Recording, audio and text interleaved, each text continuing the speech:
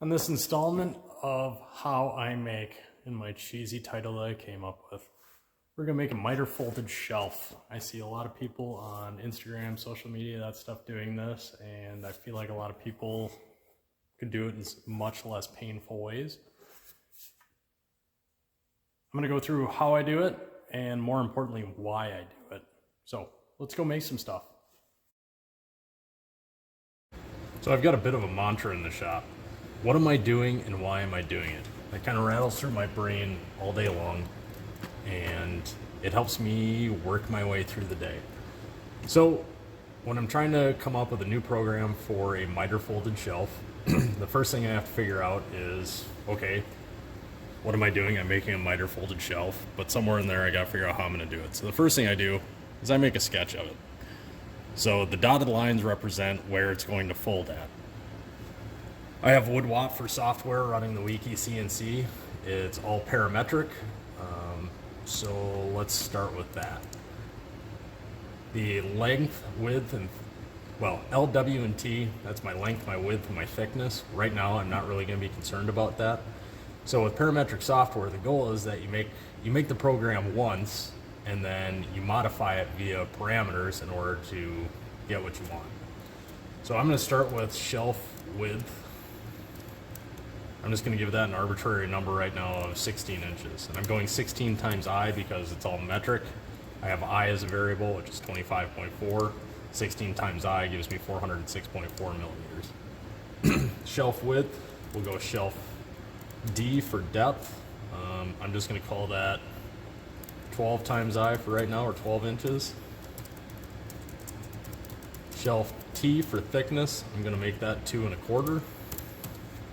Actually, just to make this easier, let's just start this at like 24 inches. So then, I want to start with the outline of my shelf. I want to get the contour lines in place for that. So we're going to create a point. It's going to be on our bottom layer. And to start with, we're going to have to come in our shelf thickness. So we'll go shelf thickness. And then we're also going to have to go half of this line. We want our start point to be right there. So shelf thickness and then shelf width divided by 2. Plus shelf, forgive my horrible typing, width divided by 2. That gets us to there. So now we can start laying down a line. So our lines are either going to be, well, I can't think of the word right now. Absolute or relative, that's what we're looking for. And we're going to do almost everything relative. So at shelf width divided by 2, this is going to be at 0. So now we're going to want to go shelf depth plus shelf thickness for our next line. At 0, at shelf depth plus shelf thickness. So right now we're at this point, and then we'll just work our way all the way around.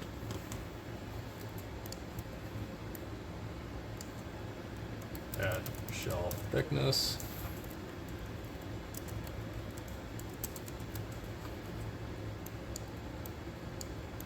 This will be at 0.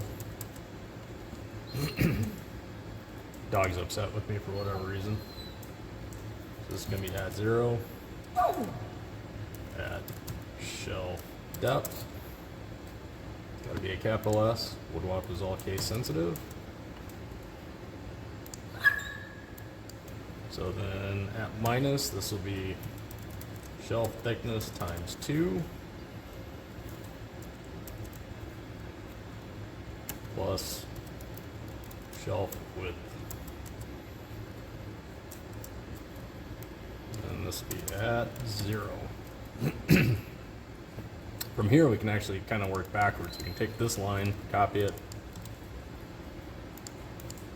undo, take this line, copy it, paste it, minus shelf depth, go to this guy, I don't know why the dog's so upset. Like that. Copy. Paste. I'm gonna box this out in parentheses. And then our first line. So there we go. So we also need some more variables. When we cut this out, I like to cut the whole thing out with the skin going all the way around it, and then come back and do a final cut on it. It works better for dust collection. It works better for making sure your parts don't move. Bigger parts, vacuum table is going to hold it just fine, but when things start getting small, it's always a good idea just to leave a skin. I'm going to set up a variable for skin. I'm going to go 30 thousandths. I'm going to set up a variable for through cut. I like to go through my material about 2 thousandths. So in a big one is we're going to use a big 91 degree Amana insert tool for cutting all of our miters or bevels. And we don't want to actually cut all the way through the veneer. We want to leave a little bit. So I'm going to call it miter rem. And we're just going to go 10 thousandths on that right now. Sometimes you want to adjust that, sometimes you don't. And that should be good enough for right now. So this is our overall shape. I'm going to save as.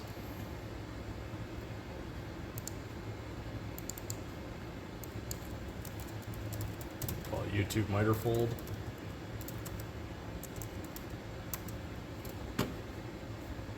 So now we got to start adding adding contours for everybody else. So for our dotted lines, basically, we need to add those. So we're going to create another contour.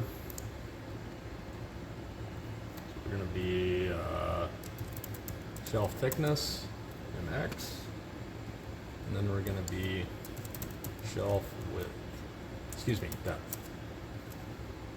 We're going to toss a line in there. It's going to be at shelf width. I'm just going to take this one actually, copy, paste. This is going to be shelf thickness. This is going to be shelf depth plus shelf width thickness. I'm not used to thinking out loud.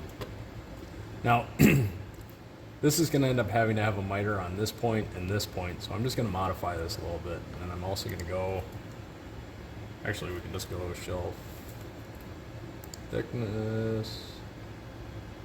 That's going to be at 0. So our Y is going to be shelf thickness times 2, I think. Wrong one. Undo. I'm on the wrong one. That's why. Shelf width plus shelf thickness times 2. There we go. So we got that one. We're going to need a line that goes from here all the way to there, and a line that goes from here all the way to there as well, and also on these ends. Let's create a new point. We're going to set this at 0. Got our line. X is going to be at 0. So this will be shelf depth times 2 plus shelf thickness. That gets us to there. I'm going to copy that contour. Shelf thickness plus shelf width. And then we need, I'm going to actually start at the opposite end for these. We need to do the ends of these here and here. So add another contour. I'm just going to set this at 0 for X. So we're going to be shelf depth times 2 plus shelf thickness.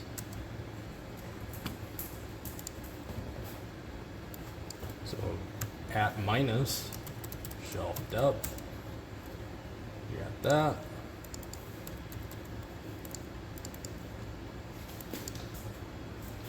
So this will be at shelf depth times, plus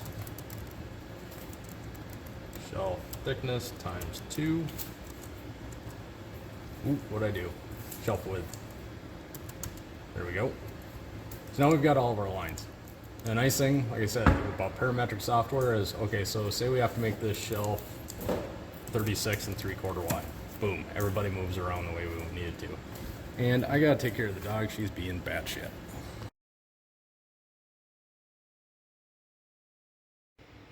Sweetheart, are we doing better after getting a few runs out? Huh? Crazy pants? You crazy pants. You go girl. You go doggy. Yes you are. Yes you are. Alright, now that we got crazy pants calmed down a little bit, she just need to have a ball thrown a few times. But I had a small revelation while I was doing that. I'm going to create a separate line. I'm going to take the last 2 lines that we made. I'm actually going to run them all the way down this edge. And the reason is when we cut all the way through on these points, we actually want to offset that cut just a little tiny bit. So that's going to mean I'm going to have to move a couple things too. So like for instance, this line, I'm going to move this up. So shelf width plus shelf thickness. I'm getting real tired of typing shelf, so I'm just going to copy that. Whoa, what the frick did I just do? Undo. This one. Shelf depth plus shelf thickness. That gets me to there. I'm going to change my line so it's just shelf depth.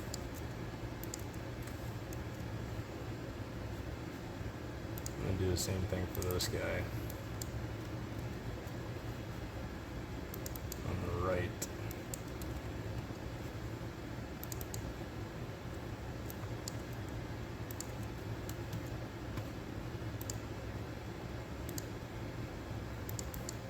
Okay, so we got this line coming down that end. I'm going to turn it. Yep, I'm going to turn it. Shelf thickness must be at 0. Got another line at 0. At minus shelf thickness plus. Try to make it easier on myself and I just keep making it stupid.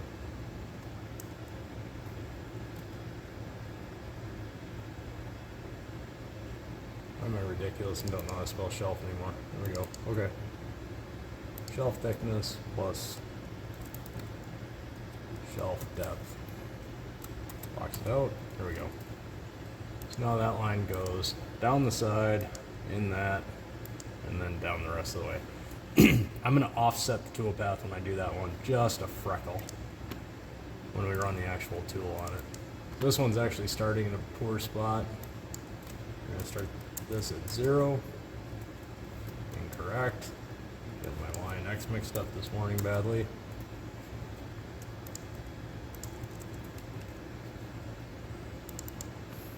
So here we're going to go shelf depth plus shelf thickness.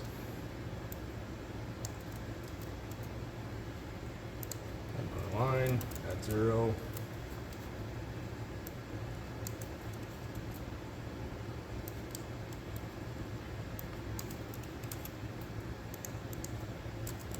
I swear I'm more proficient than that at this.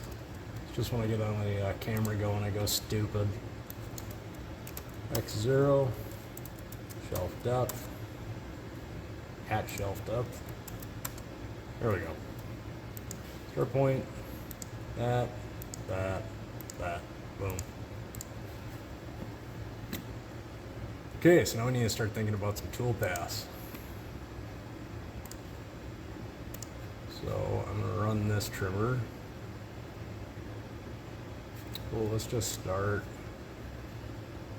What do I want? Let's just start right there.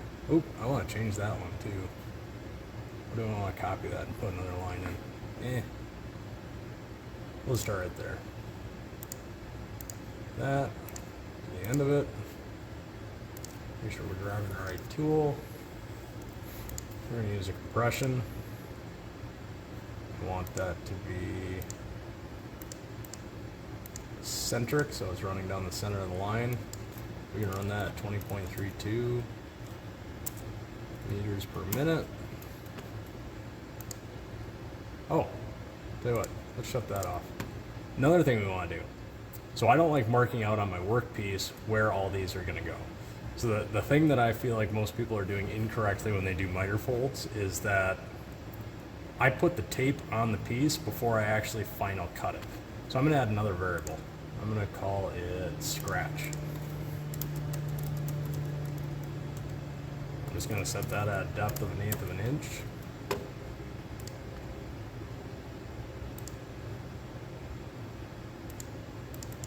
So this one we're going to want to use our big miter fold, which is tool number 135. I'm just going to give it a speed of 6. We can also set the tools on a variable. So let's just call it miter tool.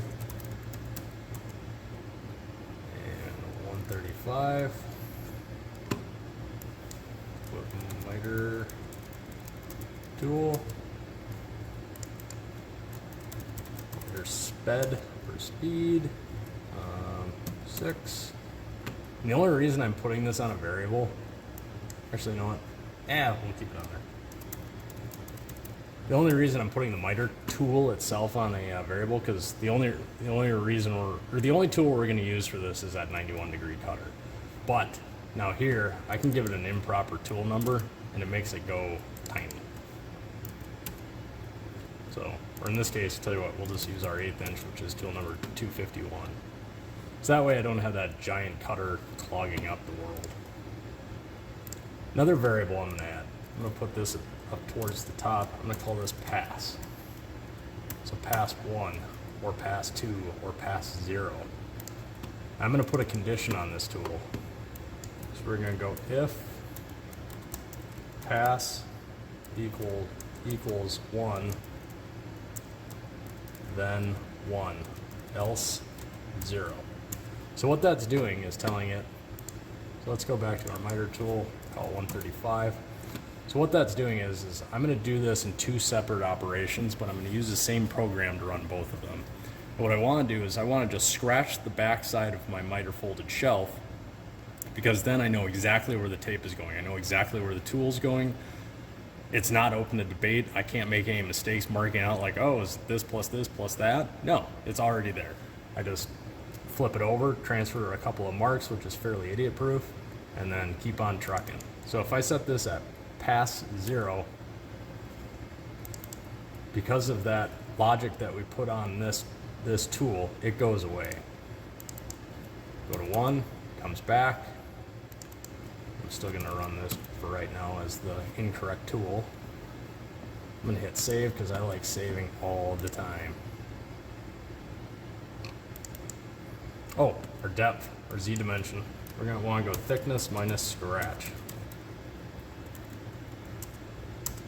Because we just want to put a scratch in. We don't need to get carried away with it. So, same thing with parametric. If we look at the edge of it, that green line there represents our toolpath. For some ungodly known reason, if you wanted to change that to 1/4 of an inch, boom, now it's 1/4 of an inch. Parametric software is awesome. I see guys doing this stuff in VCarve and in cabinet software, and that just seems like straight torture to me. So we're going to take this guy, copy, paste, and we're going to assign this to the other line, which I believe was 4. Endpoint of 4. Nope, it was not that. Which line was that? 2. It's 2.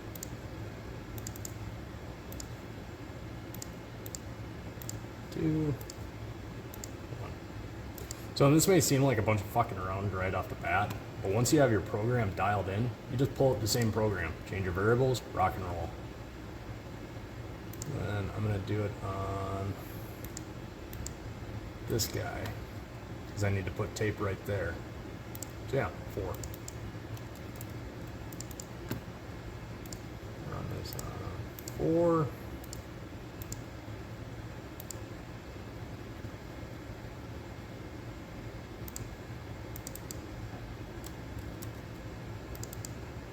Was this one 5? It was 5.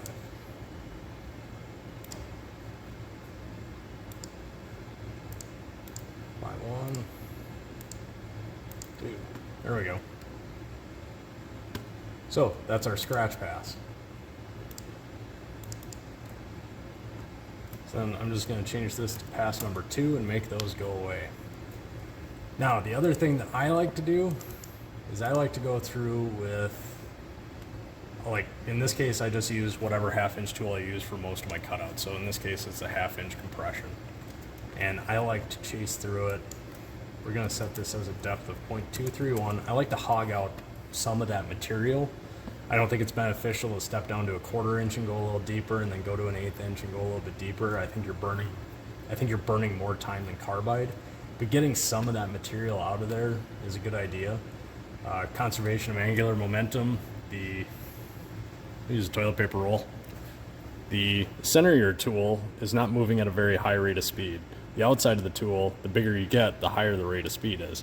If you think about a windmill, they've got, or wind turbine, they've got 300-foot blades. The center of it's barely moving, but at the outside tips, they limit them to like something like 15 or 16 RPM, because otherwise they get going too fast and they start breaking the speed of sound, which is pretty freaking fast. So same thing. Okay, so I set my depth of that to 0.231. And I'll show you when we actually run the part. It's going to leave a little bit of a notch on both sides of our miter, but it's not a big deal. To me, I think it leaves a little bit of a groove for the glue to go through, and that's not necessarily a bad thing. Ooh, we got to set up some conditions. So on this one, and I don't know why it decides to do that. If pass equals, not minus, equals 2, then 1. Else, helps if you spell else correctly, else 0. And this is just binary. 1 is on, 0 is off. Copy. Paste. This one's on 3, this one's still on 3.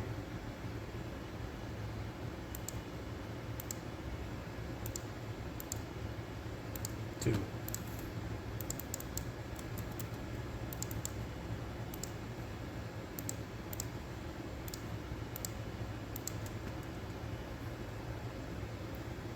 What else we got? We gotta run that line.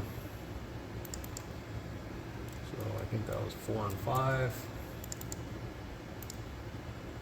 And this on 4.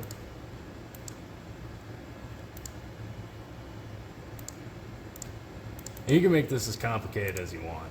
You can keep stacking contours on top of contours, and actually some of the programs that are run in the shop, that's how they are. Just to clean this up a little bit, so like this tool path would just go all the way through on its own. That's easy enough to figure out on your own. So we need 2 more, copy, paste, paste. So this one's gonna be 6. Oops, we wanna end at the end of 6.3. And this one's going to be 7, end at 7.3. There we go. That gives us all of our basically hogging out passes. Another thing you can do is you can chase the whole outside of it with a skin. I don't know if I'm a huge fan of that. It does work, but I don't know if I'm a huge fan of that, doing that right off the bat. Maybe not a terrible idea. So what are we gonna do next? We gotta do our actual miter folds. Copy, paste. I'm just gonna shut these other operations off for funsies right now, just so I don't get them confused, being that I'm starting with a new tool.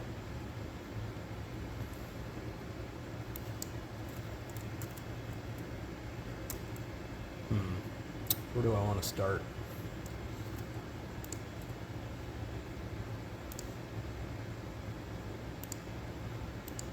Let's start with this guy.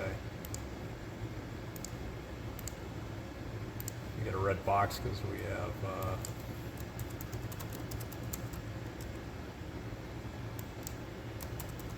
no actual depth in there. Miter sped.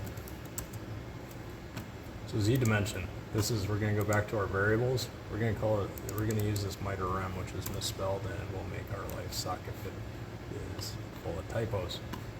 So I'm gonna set this at miter rem, or miter remaining. Now I can just build off of this, copy paste. This one's going to be 2. Let's make that a little bigger, miter tool. Go with 128, it's a ½ inch. Maybe it'll show up on camera a little better. Paste. We're gonna do 4.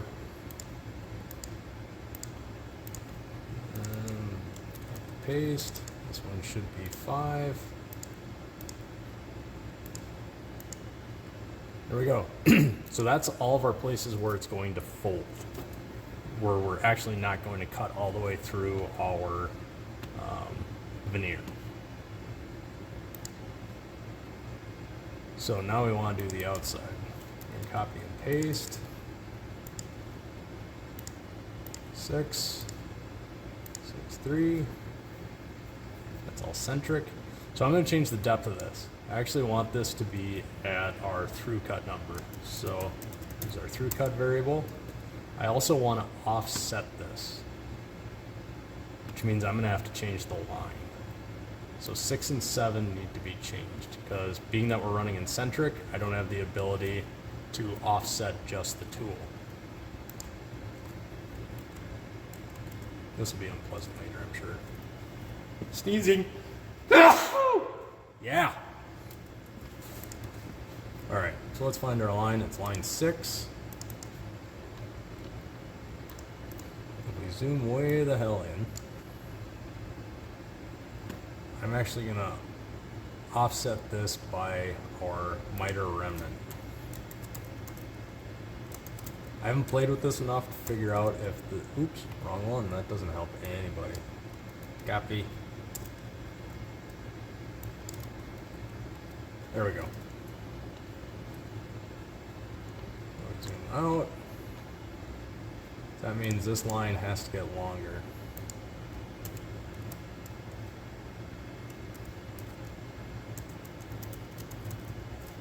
I'll have to box that out because PEMDAS won't let us do it any other way.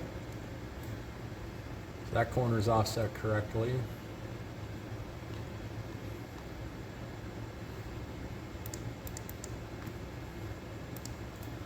Minus miter rem. There we go. So that's ending at 0. And this might be excessive. I wonder if I should put that on another variable. Just have miter rem. Let's do that. Let's do that as offset. I don't remember how I did that. Offset miter.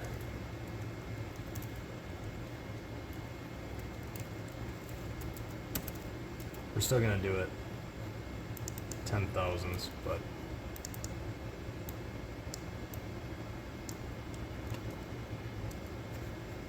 actually, you know what? Let's make this dramatic, so that way it shows up and we know we have less snafooery.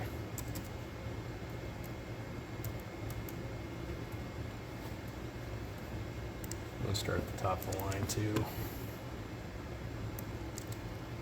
Start at the beginning. It's easier.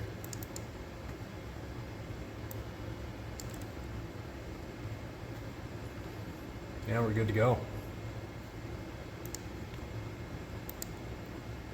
So let's do the same thing for number 7. X is going to be shelf width plus shelf thickness plus offset miter.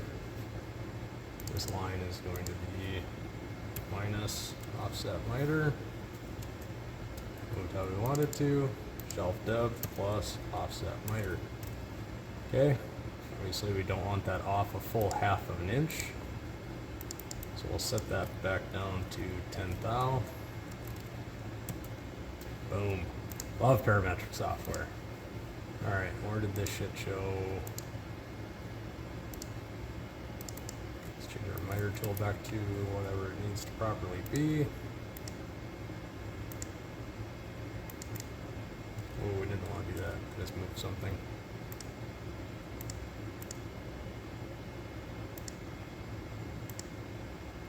That's plowing that out. That's plowing that out. There we go.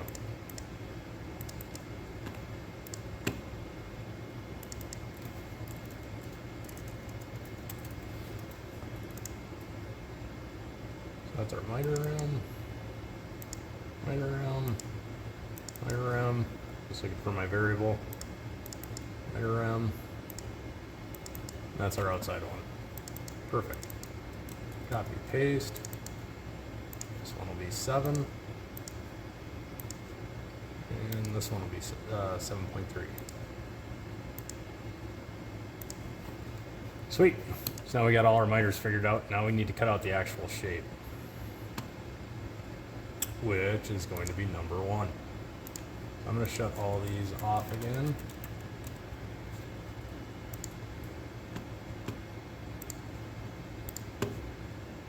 We're going to run the whole perimeter. I want this to be the right side of our line. I want our depth of cut to be skin, which is 30 thousandths.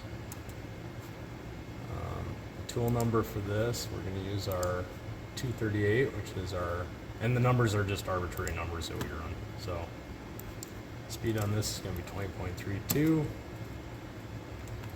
Got set up where we are ramping. Go back to that. Tool number, speed, skin, copy, paste. And this one is going to be our through cut. And our through cut is set at a negative number.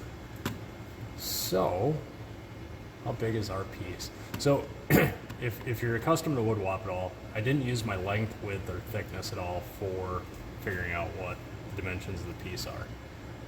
I'm gonna go find a scrap, set the camera somewhere else, probably over by the CNC because that's probably the smartest place. And oh, I need to turn all of our operations back on.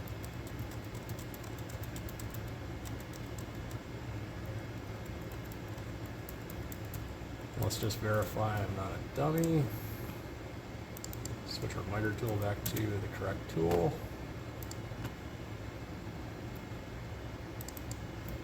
Pass 0, everybody goes away.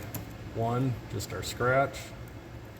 Pass 2, everybody, except for our scratch pass. Verify that. Yep, scratch pass is all off. All right, I'll go find a scrap. Dug through the rack and found myself a little scrap. So, as I was saying before, I didn't monkey with the length at all. Our thickness really isn't that critical for what we're doing right now. We're referencing everything off the table itself. But our scrap that I found is 40 3/8 long, and it is 19 3/8 wide. So our shelf is definitely not going to fit in that. If I were making this for a customer, it's an easy way. If you leave your length and width, you can look at it and go like, well, my material is not big enough to fit that shelf in. Or if you got something that's really close, like I might be able to get it in there, but I punch in the actual size of the material that you have left and you don't have enough room. The other advantage, at least for if I'm running a Wiki machine, it's going to automatically shut off the two zones or it's automatically going to shut off whatever zones it needs to shut off, and it's just going to focus all the pumps onto the zone that's active. So I am going to change my shelf depth. See if 8 inches fits. 8 inches fits. And our shelf width, 24. Yeah, whatever. Close enough. Doesn't really matter. But being that it's just a, well, I guess the thickness would matter a little bit for our scratch pass, but that's not critical, so it really doesn't matter. We'll set this at pass 1. So it's just going to be our scratch. Oh, one more thing we need to do. We need to offset everything. So right now, everything is referenced off of 0, and we're at 0 in X and Y. So I'm going to offset the part 1/4 of an inch. Just that way when we come through and trim it off, we're trimming fresh material all the way around. More stuff I forgot. So when we run that big Mitrefold tool, right now we've got it running to, why isn't it giving me that? There we go. We've got it running all the way down to that miter remnant depth. I want to break that into a couple of depths.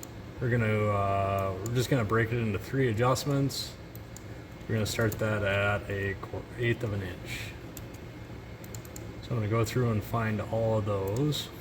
Actually, it should be all of these. Oops, we actually want that to be thickness minus 1/8 of an inch. Now let's go a 1/4 inch. That'll be fine.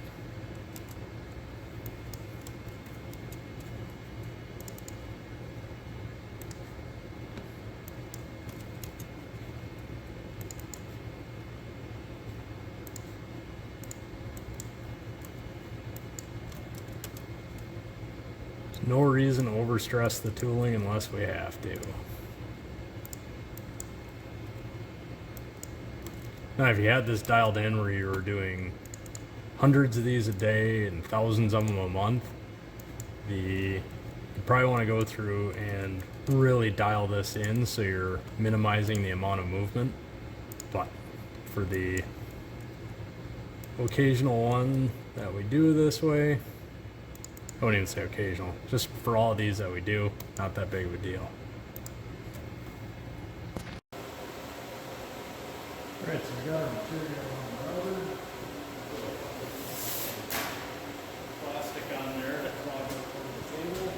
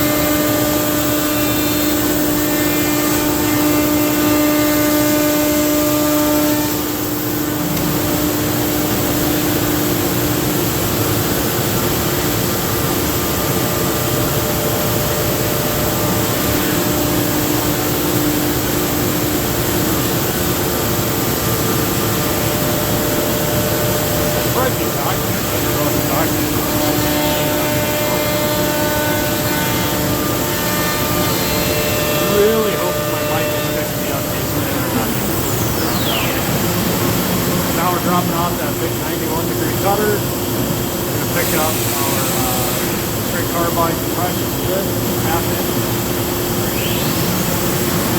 First thing I'll do is I'll cut out all the parts down to the skin, which is at 30,000s. Let's get running for it.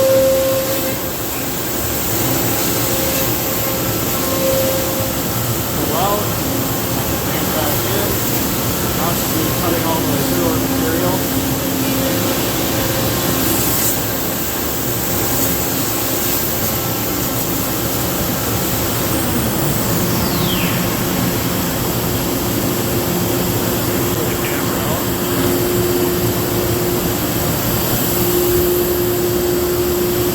So here you can see our little notch that we left with our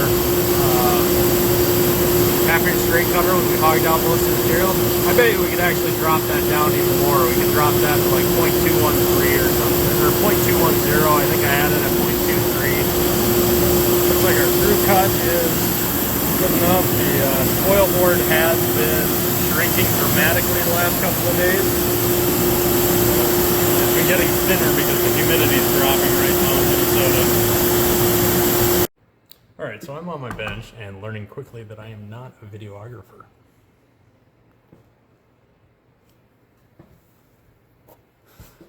So here's our piece. I'm just going to blow off all the crap that's in it.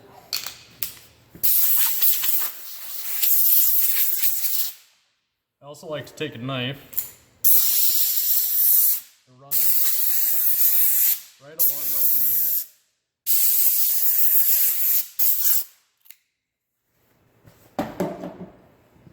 So I do have right here, if I flip this up, you can see there's just a tiny bit of the veneer that's hanging on. If I get that flip up nice. So this is back to my spoil board is getting thinner because the humidity is dropping off. It's amazing what just a couple thousandths will do, if even that. Nothing that critical. I'll take and flip this over real quick. A little shmoo off of that. And yes, I just used an AV reference, I'm sorry. Somewhere in here there's supposed to be a utility knife. It's alright. I'll just use a super sketchy breakaway blade.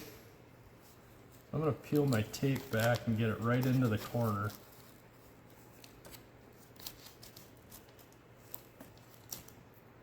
This piece of tape here is not really needed. We're just going to cut that back a little bit.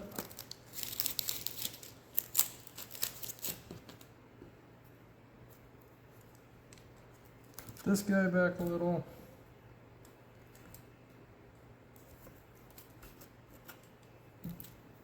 Enough.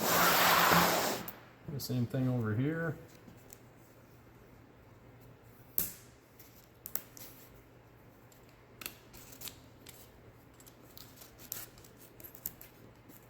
It's duller than dull.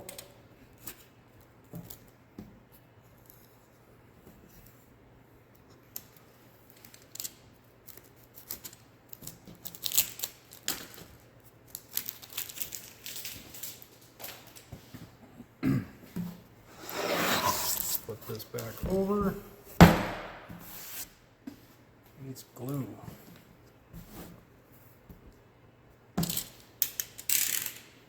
So I want to glue whatever is going to be the least problematic first. I'm going to do that right down these miters. A lot of guys go absolutely apeshit when they're doing this. I don't understand why. It's glue, it smushes everywhere. It's MDF, it'll suck it up.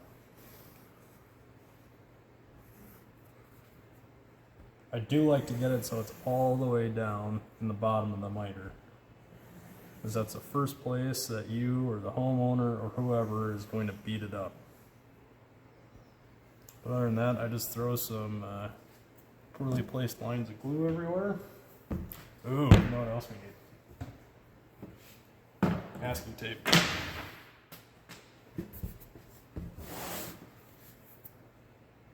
Put a line of glue there. There, these I'm actually going to spread out. That one doesn't need it. Actually, I just need to do...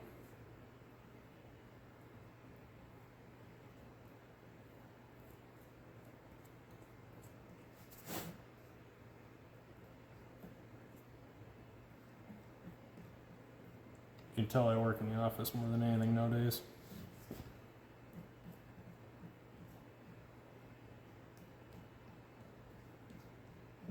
There we go. Right. Really, we just need to do this face and this face. Because that goes there and that goes there. And we need to put some more glue there.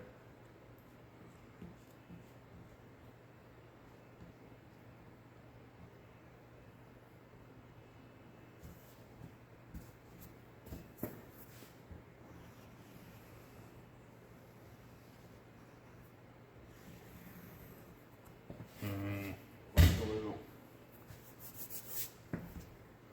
Fold, fold, fold. That guy up into place. Actually, can stand this up.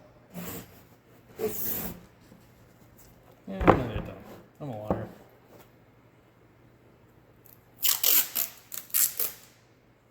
You can't see shit what I'm doing. Can't be helped. I just take tape, pull it up tight using my finger and thumb to hold it, and throw my tape on. Same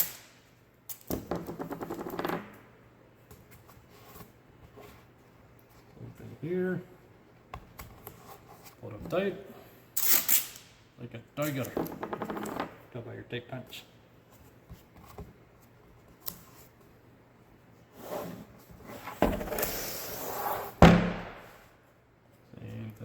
This end. Now, a lot of times I like to have my shit together and have a whole bunch of these peeled off and ready to go. Again, this is back to I am not a videographer. I should have the camera behind me and not stick my tape to itself.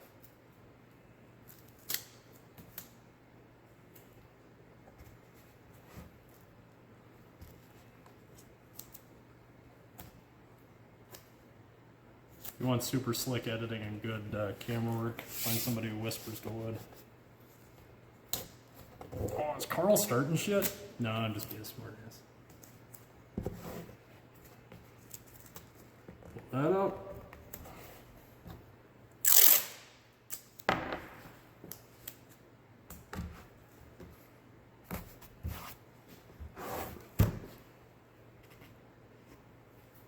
Yeah, going 10,000. So remember, we offset that cut a little bit. The reason we do that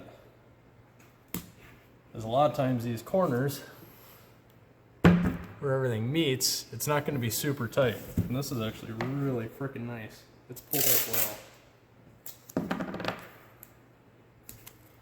My theory too, if you have to use a wood clamp or any kind of quick grip or anything like that, you lost the battle. The parts aren't cut very accurately. So, that's how we do it. Not going to bore you with the sanding of it, but let's see. Focus. There you go. Turns out pretty ding dong perfect. And then honestly, it takes longer in the video to make this. There we go. Takes longer to make the video for this than it does to make the actual shelf. This is probably, I bet somebody could whack this out in 10-15 minutes, if that. So that's how I do it. Get your tape on before you cut your parts, and write a smart program. It'll be easy on your machine, easy on your tools, and it'll go quickly, be effective and efficient, and make you money. Thanks for watching.